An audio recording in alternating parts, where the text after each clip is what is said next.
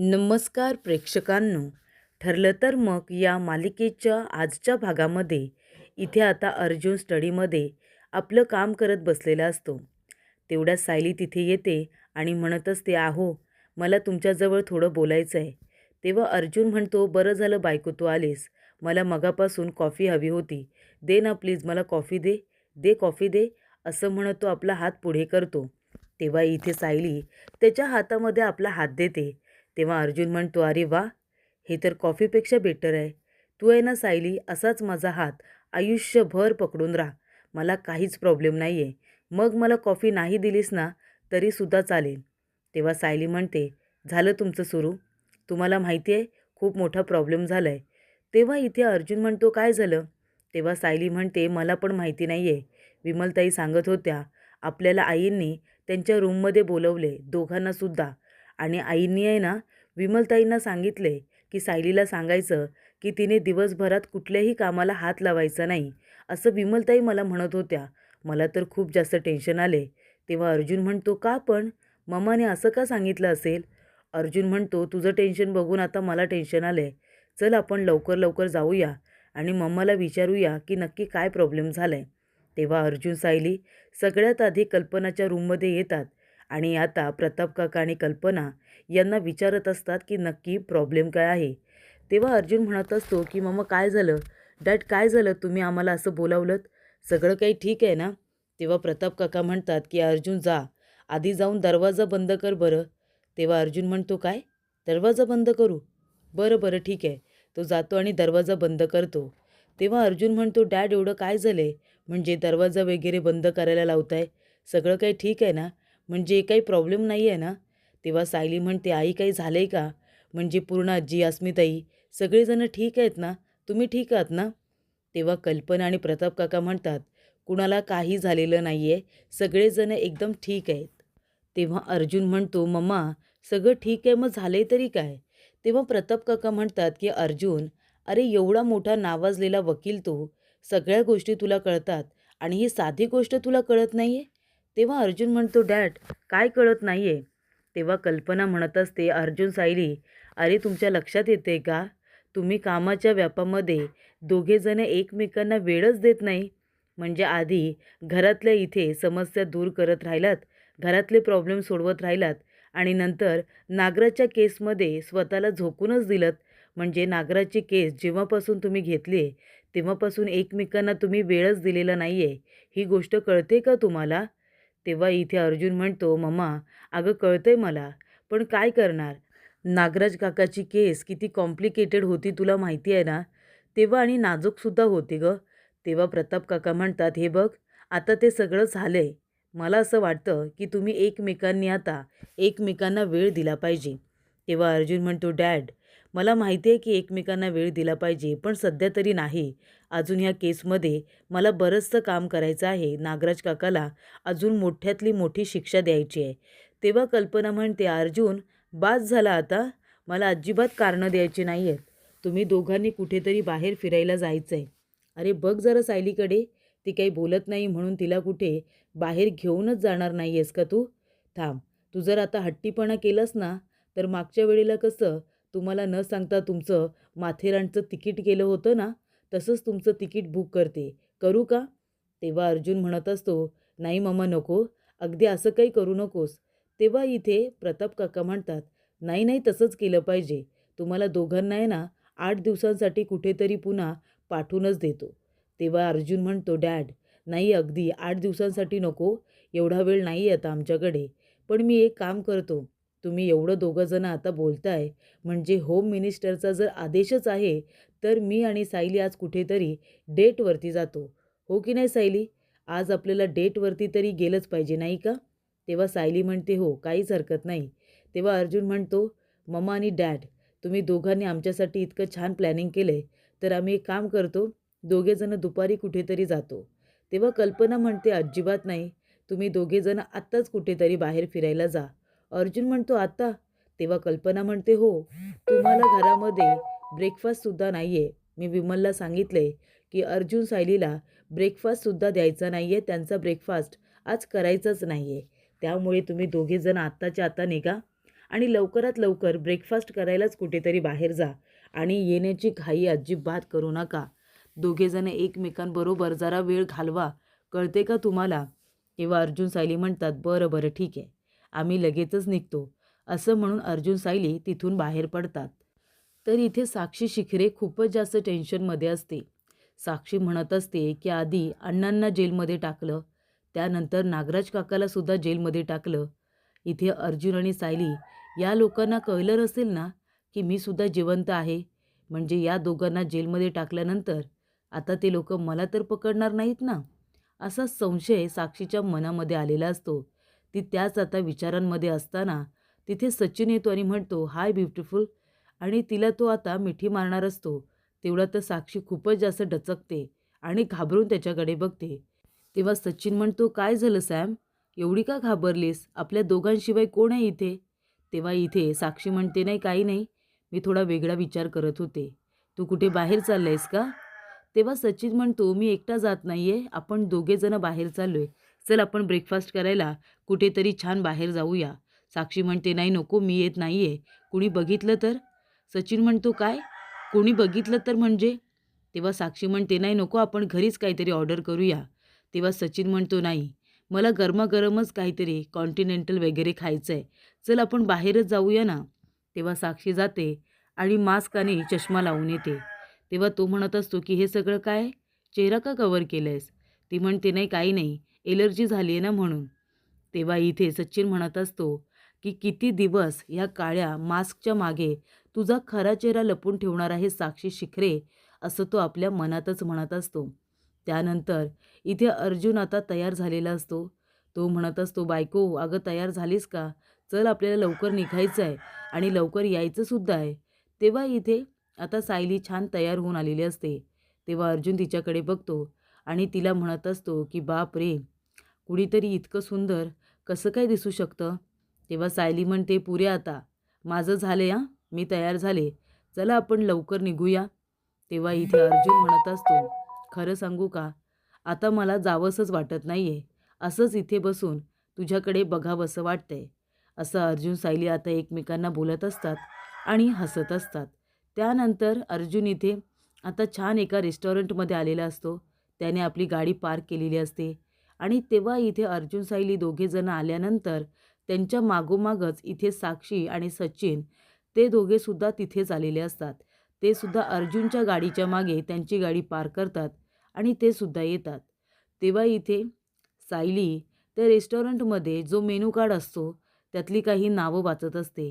ती इथे आता वेगवेगळी म्हणजे इटालियन फूड, थाय फूड यांची ती सगळी नावं असतात. तेव्हा ती म्हणत असते, हे काय, लजानिया? ती काहीतरी चुकीचं बोलते. तेव्हा अर्जुन म्हणतो, ते तसं नाही आहे, ते लजानिया आहे, लजानिया. तेव्हा सायली म्हणते, बरं बरं ठीक आहे, लजानिया वगैरे तो टर्की शब्द मला आला नाही तर लगेच मला हसू नका. माझी मराठी तुमच्यापेक्षा सुद्धा चांगली आहे. माहिती आहे ना माझी मातृभाषा किती छान आहे ते? तुम्हाला येते का एवढी चांगली बोलता?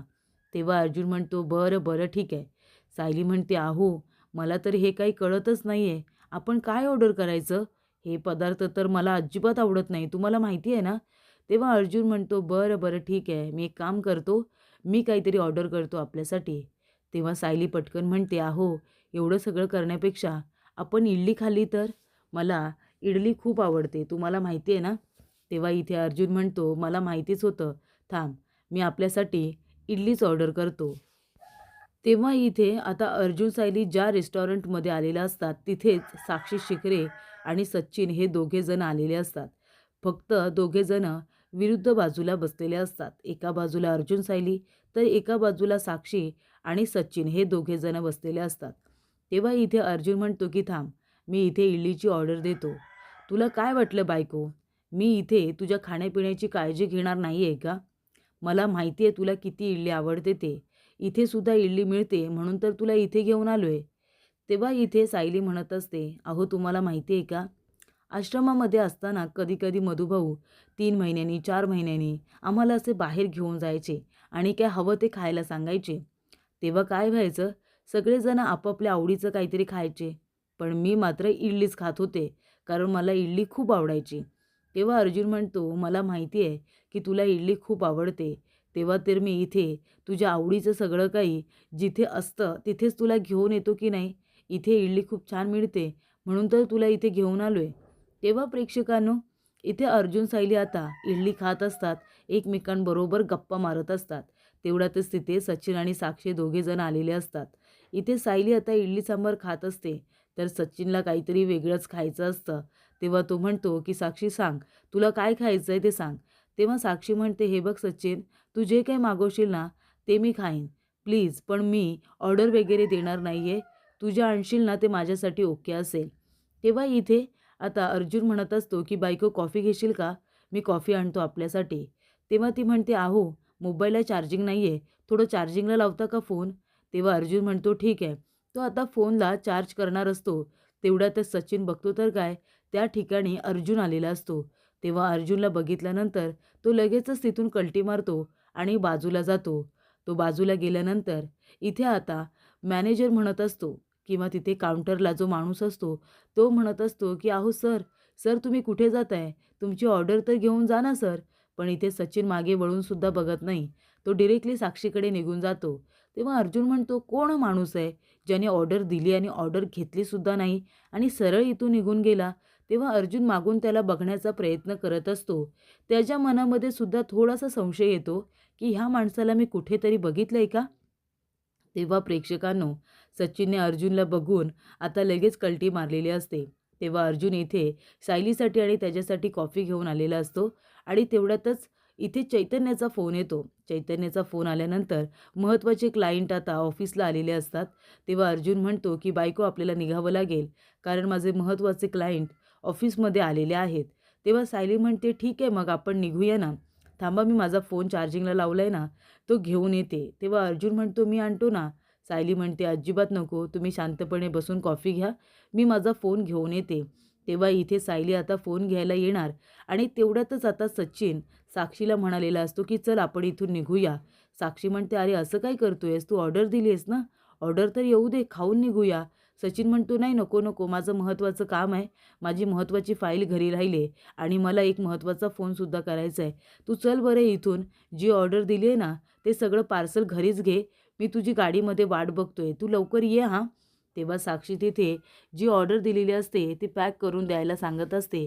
तेवढ्यातच सायलीचा आणि साक्षीचा एकमेकींना धक्का लागतो. तेव्हा सायली पूर्णपणे साक्षीचा चेहरा बघते आणि तेव्हा साक्षी तिला बघते आणि लगेचच चेहऱ्याला मास्क लावते आणि इथे डोळ्यांना गॉगल लावते आणि तिथून सरळ पळ काढते. तेव्हा सायली म्हणते, तू इथे? तेव्हा ती म्हणते, अहो लवकर इकडे या. अर्जुनसुद्धा धावत पळत येतो आणि म्हणतो, काय झालं बायको? तेव्हा सायली म्हणते, अहो तुम्हाला माहिती आहे, मी इथे साक्षी शिखरेला बघितलं. साक्षी शिखरे? तेव्हा अर्जुन म्हणतो, काय? साक्षी शिखरे इथे कशी येईल बायको? तेव्हा सायली म्हणते, अहो मी माझ्या डोळ्याने बघितलं. तिने नंतर मास्क लावला, पण ते तिचे डोळे मी कधीच विसरू शकणार नाही. मी बघितलं तिला, मी खरं बोलते. अर्जुन म्हणतो, बायको चल आपण बाहेर बघूया. तेव्हा अर्जुन सायली धावत पळत आलेले असतात आणि आजूबाजूला बघतात तर काय, तिथे आता साक्षी नसते, ती निघून गेलेली असते. तेव्हा अर्जुन म्हणतो, बायको इथे कोण आहे? कुणीच नाही आहे इथे, बघतेस ना? तेव्हा सायली म्हणते, अहो मी बघितलं, मी माझ्या डोळ्याने बघितलं, तिचा चेहरा मी स्पष्टपणे बघितला, ती साक्षी शिखरेच होती. तेव्हा अर्जुन म्हणतो, अगं तिला जेलमध्ये एका बाईने मारले, तिने तिचा गुन्हासुद्धा कबूल केलाय आणि तू बघितलंस ना, इथे त्या महिपत शिखरेने तिचं सगळं काही कार्य वगैरे सुद्धा केलं. तेव्हा प्रेक्षकांनो, इथे आता अर्जुनला वाटत असतं की साक्षी शिकरी ती नव्हती, सायलीचा काहीतरी गैरसमज होता. पण तसं नसतं, सायलीने साक्षीला खरोखर बघितलेलं असतं. तर इथे आता साक्षी शिकरे ही गाडीमध्ये पुतळ्यासारखी बसलेली असते. तेव्हा इथे सचिन म्हणत असतो की काय झालंय, ही साक्षी गाडीतून बाहेर का उतरत नाहीये? तो म्हणतो, सॅम काय झाले सॅम, तू गाडीमध्येच का बसलीस? तेव्हा साक्षी म्हणते, सचिन तू जा घरी, मी थोड्या वेळातच आले, मी लगेच येते, माझं महत्त्वाचं काम आहे, मला जावं लागणार आहे. तेव्हा इथे सचिन म्हणत असतो, काय झालं असेल?